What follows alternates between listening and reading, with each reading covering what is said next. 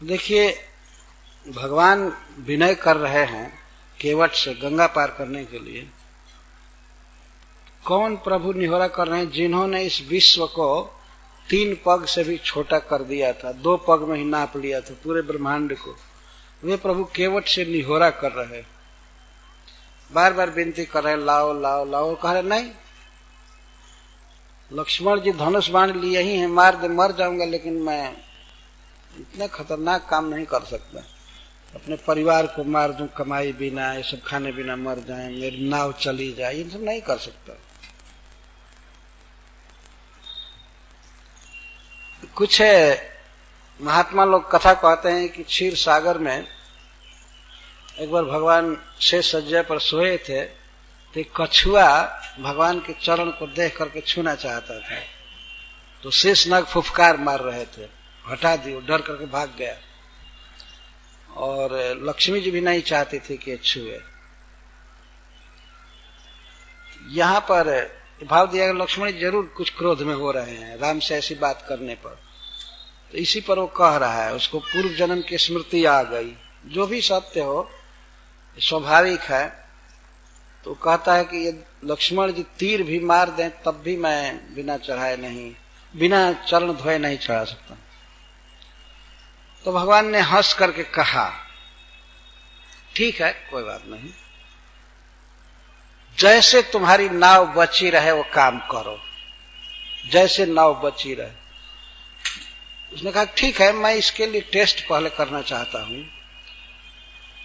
वो कठौता में पानी लाया, काठ के बर्तन में, राम जी को ये दिखा रहा है कि मैं टेस्ट कर रहा हूं, अगर इसको छुआने से काठ का बर्तन अगर नारी नहीं बना तब मुझे कुछ आश्वासन होगा। अपने मन में सोच, तो कठौता में पानी भर करके लाया, अथवा उसके पास काठ का ही बर्तन था जो नौका पर भार न बढ़ावे।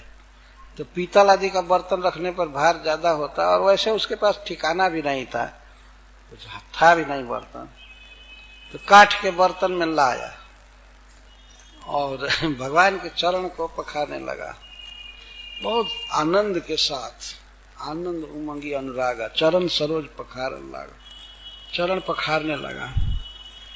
पहले बहुत कलात्मक ढंग से चरण के तलवे को धोने लगा और देर कर रहा था।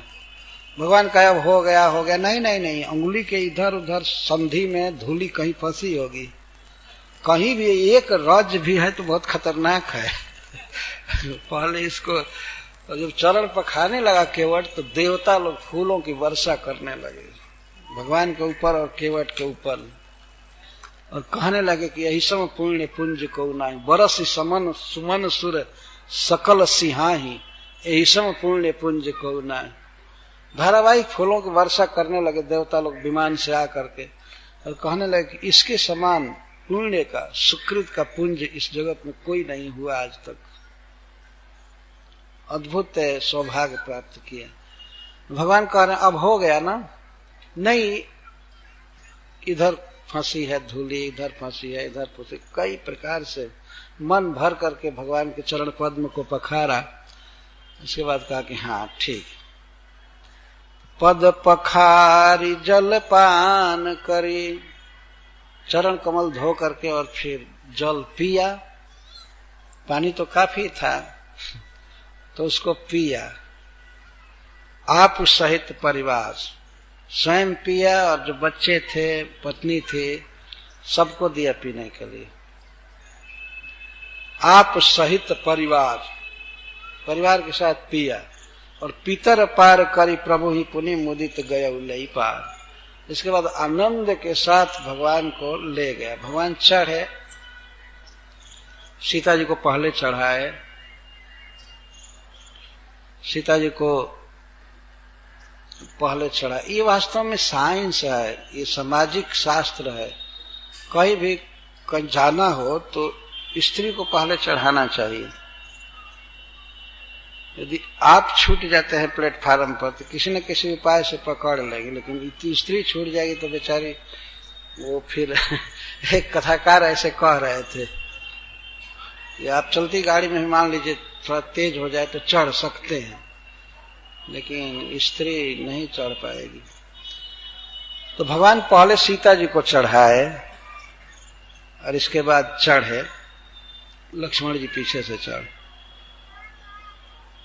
एक बात विशेष कह रहे हैं गोस्वामी जी की, पितर पार करी प्रभु ही पुनि गय मुदित लई पार। पहले वो पितरों को पार कर दिया, मतलब उसके इस कार्य से, इसके शुभ कर्म से, भक्ति से उसके पितर पार हो गए, भव समुद्र पार हो गए।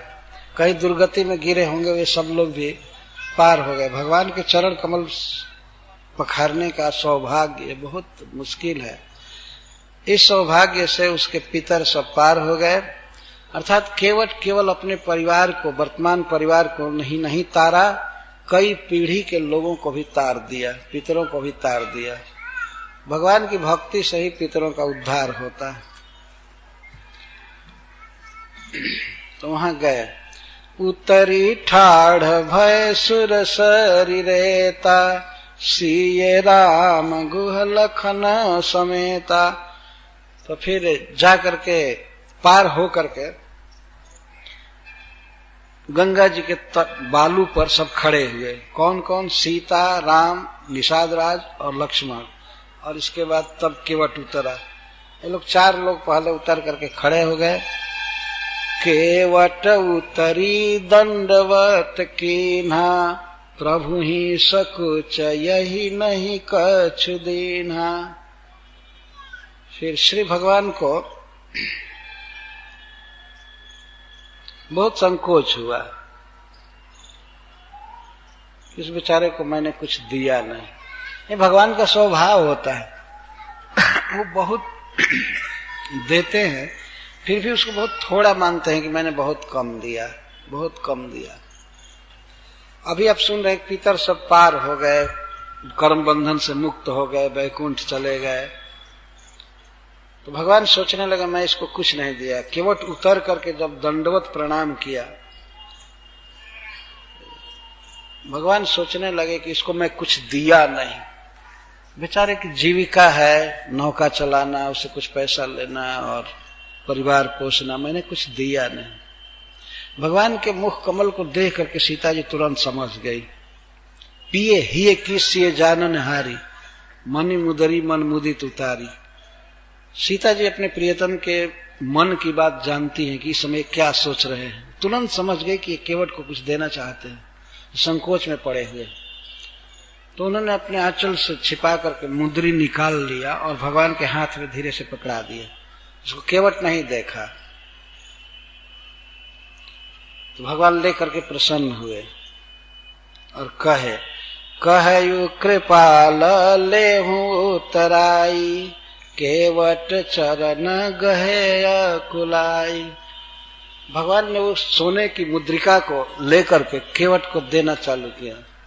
तुम लोग बहुत आग्रह किया कि तुम्हारी जीविका है, तुम इस तरह से अगर फ्री सबको चढ़ाओगे तो कैसे तुम्हारा परिवार चलेगा, ले लो ले लो ले लो। देखिए भगवान श्री राम का आदर्श जीवन। इस तरह से किसी गरीब के जीविका को अपने ध्यान में रखना, ये कितनी बड़ी बात है। आजकल के आदमी जो धनी मानी हैं, चाहे अच्छे हैं, अगर ऐसे पर तो केवट को डांट करके कहेंगे चलो, और उतर करके चल देंगे। फिर कोई पूछेंगे नहीं कि तुमको मिला नहीं मिला। अगर वो मांगे कि सरकार हमको 1 रुपया दीजिए, आए इतना पैसा कमाते हो, क्या होता है, चलो, इस तरह की भाषा बोलते हैं। सीखना चाहिए भगवान श्री राम से।